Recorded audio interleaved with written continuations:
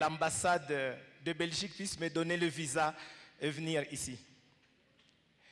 Et j'ai eu mon visa juste le jour de mon départ. Et c'était incroyable.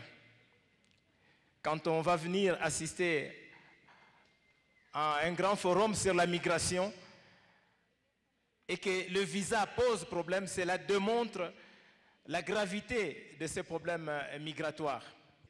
Donc voilà comment l'Afrique a été partagée. Et malheureusement, dans toutes nos constitutions, on parle de l'intangibilité des frontières. C'est-à-dire, on garde les frontières de la colonisation. Alors que ce sont des frontières qui nous posent de sérieux problèmes.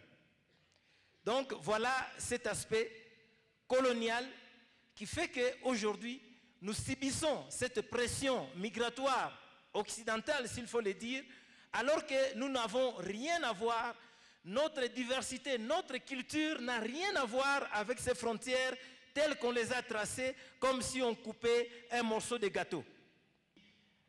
Non, les Africains, ils sont pauvres. Les Africains, ils sont malheureux. Les Africains, ils vont tous les jours en Europe.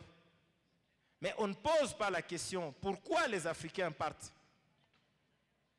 Pourquoi les Africains partent? Non, les Africains, il faut les retourner chez eux. Il faut les chasser de l'Europe. Ils sont sans papier. Bon, moi personnellement, je suis d'accord qu'on chasse les Africains de l'Europe. Je suis d'accord. Mais pourquoi aussi on ne peut pas chasser toutes les ressources de l'Afrique qui ont enrichi l'Europe? Si l'Europe peut dire, la France dit, voilà, ça, j'ai construit avec l'uranium du Niger. La France dit, par exemple, ça, j'ai construit avec les cafés et les cacao qui est venu de la Côte d'Ivoire. La France dit, j'ai construit ça avec l'or qui est venu du Mali. J'ai construit ceci avec le pétrole qui est venu du Soudan, de l'Angola ou du Congo-Brazzaville. Alors la France décide, ou l'Union européenne dit, bon, voilà mes chers Africains, je vous remets toute votre richesse. Mais qu'on fasse ça, si on est juste, qu'on fasse cela.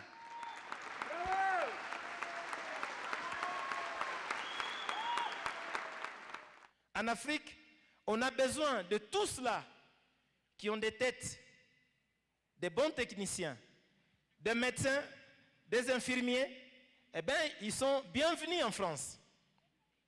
Ceux qui ont maîtrisé l'informatique, ils sont bienvenus en Europe, même aux États-Unis. Mais tout le reste, on dit non. Et en quoi cela est différent de l'esclavage d'hier? Malheureusement, on continue à violer les femmes, on continue à piller tous les minéraux pour aller faire le coltan. Donc la guerre dans beaucoup de pays d'Afrique, ce que je voulais dire ici, ce n'est pas un problème des Africains seulement, mais c'est un problème du capitalisme qui veut piller les ressources naturelles. Et I'm from India. I appreciate what Mr. Victor said. It's exactly the same thing that's going on in India as well. Though India is seen as a country which is developing, economically growing, the GDP is growing, a market is growing, and yet exactly the same thing happening in India to the people, especially the indigenous population in central India. What we should do as the developing nations are people who are oppressed. Qu'est-ce que nous devons faire? Mais nous dites que nous sommes des intellectuels. Et chez nous, au Congo même, on appelle les personnes docteurs, ingénieurs, maîtres, techniciens.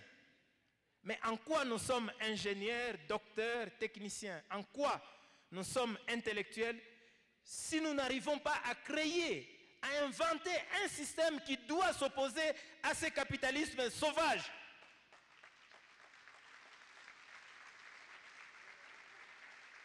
Voilà le travail que nous devons faire. Ça fait des larmes aux yeux quand on en parle. Mais passons à l'action. On a fait beaucoup de discours. Est-ce qu'on continuera à faire des discours sans action.